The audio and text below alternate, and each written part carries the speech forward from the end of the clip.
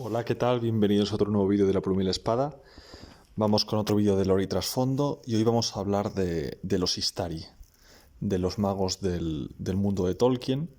Vamos a ver qué acogida tiene este vídeo. Y nada, pues estos famosos magos que aparecen en las películas de Señor de los Anillos, del Hobbit y demás, y por supuesto en los libros, vamos un poquito a profundizar en ellos. ¿Quiénes son? ¿Quiénes son estos abueletes, no? Estos hombres con apariencia de vejestorios, con sus báculos, cada uno de un color diferente, que andan ahí pues intentando influir, ¿no? Para bien o para mal, en los destinos de la Tierra Media. Bien, lo primero que hay que decir es que son espíritus Maiar, que en la terminología tolkieniana, pues básicamente son como el segundo tipo de espíritu más poderoso que hay, ¿no? Los Valar serían los más poderosos de todos, son como básicamente los dioses, y los Maiar son los segundos en poder, son también bastante poderosos, un poquito por debajo, pero también bastante poderosos. Entonces, bueno, los Istari son espíritus Maiar enviados a la Tierra Media con el propósito de defender a los pueblos libres de los planes de Sauron y derrotar a Sauron, ¿no? Entonces, bueno, se les envía con forma de ancianos que se apoyan en bastones, en báculos, aparentemente para caminar, pero bueno, son báculos que también les ayudan a canalizar cierto poder mágico. ¿Por qué se les envía así, en esta forma, en lugar de, pues eso, que los Valar intervengan directamente o lo que sea? Bueno, pues porque los Valar, los dioses, por así decirlo, no pueden intervenir directamente sin destrozar lo que es la Tierra Media, ¿no? Tienen que intervenir de una forma más sutil. Entonces, bueno, este es el motivo de que se les envíe y esta es su naturaleza. ¿Quiénes son? Bueno, pues los Istari, estos magos son 5, ¿vale? Empezando por los menos conocidos, los magos azules, Alátar y Palando. Aparte de estos nombres, poco más se puede decir sobre ellos. Realmente no se les menciona casi nada y no se sabe mucho de ellos, ni si tuvieron éxito en su misión o lo que fuere. Se sabe que fueron a las tierras del este, donde están los hombres del este, pero no se les menciona mucho más. En los cuentos inconclusos, pues se menciona que quizás, como una posibilidad, pudieran haber establecido algún tipo de culto mágico o algo así. Pero bueno, repito que es una cuestión que queda muy en el aire. Aparte, los hombres del este intervinieron en la Guerra del Anillo a favor de Sauron, a favor de los malos, por así decirlo. Entonces, mucho éxito. Estos magos azules tampoco tendrían, porque es evidente que no pudieron impedir que los hombres del este participaran en la guerra ayudando a Sauron. Entonces, bueno, esto en cuanto a los dos magos azules, ¿vale? Que repito, no se sabe nada de ellos.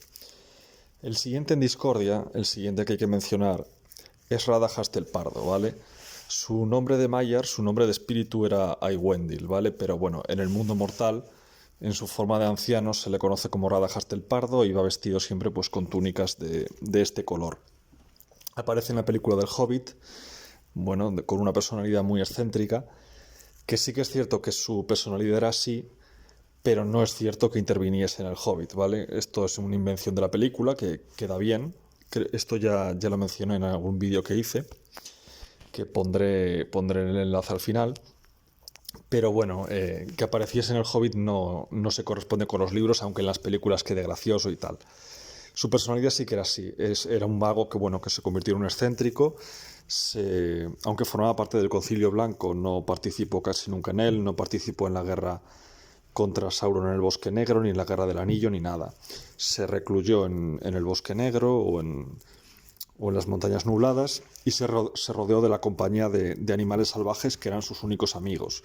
Y prefería más la compañía de los animales salvajes que la de los pueblos libres, ¿no?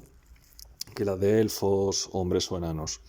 Y bueno, se recluyó tanto y se obsesionó tanto con el cuidado de los animales salvajes que ya como que se evadió y directamente no participó en ningún acontecimiento y poco más se sabe de él. Se le menciona de pasada en el Señor de los Anillos, en el libro. No es que aparezca, es que se le menciona un poquito de pasada, porque Gandalf le cuenta a Saruman que Radagast del Pardo le ha dado una información y Saruman desprecia esta información por el hecho de venir de Radagast el Pardo, al que se refiere como Radagast el Tonto, básicamente. Entonces, bueno, como que ya tenía ahí fama de excéntrico, fama de un poco loco, sí, de pirado que solo vive con los animales y demás. Entonces, bueno, esto en cuanto a Radagast el Pardo. El siguiente en la lista. El siguiente en la lista sería Saruman, ¿vale? Saruman, cuyo nombre de espíritu, cuyo nombre de maya sería Kurunir. Saruman el Blanco, también llamado Saruman el Multicolor o Saruman de muchos colores, era el más poderoso de todos, por lo menos al principio. Era el líder del Concilio Blanco y era en el que supuestamente había más esperanzas puestas, el más sabio y docto de todos los Istari. Se especializó en estudiar los métodos del enemigo para poder combatirlo, y por eso se especializó en estudiar mucho sobre los anillos de poder y sobre el anillo único para poder derrotar a Sauron. Se recluía en su torre de Orthanc, cerca de Rohan, con quien al principio tenía una buena... Con ese reino al principio tenía una buena relación, luego ya no. Y bueno, se dedicó sobre todo a investigar sobre el tema del anillo único. Tanto se obsesionó con investigar eso que acabó dejándose seducir por ese poder y se corrompió y quiso tomar el anillo para sí mismo. Olvidó su misión original y quiso tomar el anillo de poder para sí mismo y pactó con Sauron.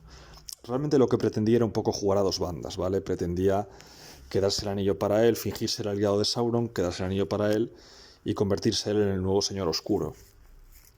Pretendía, pues digamos, hacer su propio bando entre el bien y el mal, hacer su propio bando y hacer su jugada, pero no le salió bien. Intentó que Gandalf se uniera a su causa, pero como este se negó, pues lo recluyó en la torre de Orthanc hasta que le dijera dónde podía encontrarse el anillo. Pero el rey de las águilas rescató a Gandalf y frustró ahí los planes de Saruman. Saruman también creó el ejército a los primeros Uruk-hai, que eran orcos modificados para poder soportar la luz del sol. Puso ese ejército al servicio de Sauron y atacó a Rohan. ¿Qué pasa? Que para hacer todas estas obras, todos estos proyectos oscuros, tuvo que talar muchos árboles del bosque de Fangorn, lo que despertó la ira de los Ents, que luego, convencidos por Merry Pippin, los Ents atacaron Isengard, o sea, todo el complejo de Isengard y la torre de Orthanc, donde se recluía Saruman, y lo dejaron aislado en su torre y destruyeron prácticamente todo su material de guerra y demás. Luego Gandalf lo venció en un duelo mágico y le destruyó la vara de poder y lo dejó prácticamente sin poderes, salvo el poder de su voz, ¿vale? Porque Saruman tenía el poder de engatusar y seducir con su voz. Con ese poder consiguió escapar junto a su sirviente Grima a la comarca. Entonces, bueno, en la comarca también sedujo y corrompió a los hobbits. A pesar de no tener poderes mágicos, sí que podía corromper. Pero al final, Sam y Frodo y Merry Pippin lo desenmascararon en el episodio llamado El saneamiento de la comarca. Y al final Saruman terminó siendo asesinado por su sirviente Grima, ¿vale? Grima también llamado Lengua Viscosa. Y ese fue el ignominioso final de Saruman, que había sido al principio el líder del Concilio Blanco y el más grande de todos los Istari, al principio, ¿vale? Hay que decir que aunque se le llame el blanco y se le vea como blanco, realmente es multicolor. Su túnica está hecha de muchos colores que resplandecen muy rápido, entonces genera un efecto visual, un efecto óptico de que es blanco, pero realmente es multicolor, ¿vale? Eso en cuanto a Saruman. Y por último nos queda Gandalf, ¿no? El famoso Gandalf, Olorin, llamado como nombre de Maiar. Su nombre de Maiar era Olorin. Los hombres le llamaban el peregrino gris porque iba de un lado a otro, vestido de gris, con ropajes grises. Los elfos le llamaban Mithrandir. En una de las películas de Señor de los Anillos, si os fijáis, alguno de los hombres de Gondor le llama Mithrandir, pero realmente eso no es exacto. Los hombres le llamaban el peregrino gris, los que le llamaban Mithrandir eran los elfos, ¿vale? Y nada. Y bueno, pues iba de un lado a otro y se juntaba sobre todo con los hobbits, que eran sus favoritos. Algo que se le criticaba por otros magos, especialmente por Saruman, se le criticaba que se juntara tanto con los hobbits y pusiera tantas esperanzas en los hobbits para hacerles cumplir sus misiones y demás. Aunque al final esa esperanza, esa fe puesta en los hobbits demostró ser correcta. consiguió convencer a Bilbo Bolsón para que se uniera a la expedición de los enanos para ir a recuperar el tesoro de Smaug, y participó así indirectamente en la caída de Smaug y la batalla de los 5 ejércitos. Estos son los episodios que se narran en El Hobbit. También participó activamente en la derrota de Sauron en el Bosque Negro, en la fortaleza de Dol Guldur, junto a otros miembros del Concilio Blanco, y también participó en la Guerra del Anillo, liderando al principio la compañía. Digo al principio porque luego tuvo esa famosa batalla con el Balrog en el puente de Khazad-dûm, donde murieron los dos, pero Gandalf fue recompensado renaciendo más poderoso, renaciendo como Gandalf el Blanco y ya a la altura del poderoso Saruman, ¿no? Al que al final logra derrotar. Es el único de los Istari que al final logra su misión y al final vuelve a las tierras imperecederas junto a Bilbo Bolsón, Frodo Bolsón y junto a los elfos, ¿vale? Decir que también tiene un anillo de poder, uno de los 3 anillos de poder de los elfos, está bajo su custodia, aunque no parece que eso tenga ningún efecto mágico, ningún efecto de poder en él, pero bueno, la realidad es que lo tiene, ¿vale? Entonces, bueno, este es el único de los Istari que por lo menos cumplió del todo con su misión y fue totalmente determinante en la caída de Sauron. Era bastante manipulador en algunos momentos, era bastante liante, sobre todo con los hobbits, pero manipulaba para bien, ¿no? Manipulaba por una buena causa, por así decirlo. Entonces nada, pues hasta aquí el vídeo de hoy. Like si os ha gustado, suscribiros para más contenido. Os dejo los enlaces a mi blog y mi material www.laplumaylespada.es ahí abajo. Y nos vemos en el siguiente vídeo, ¿vale? Adiós.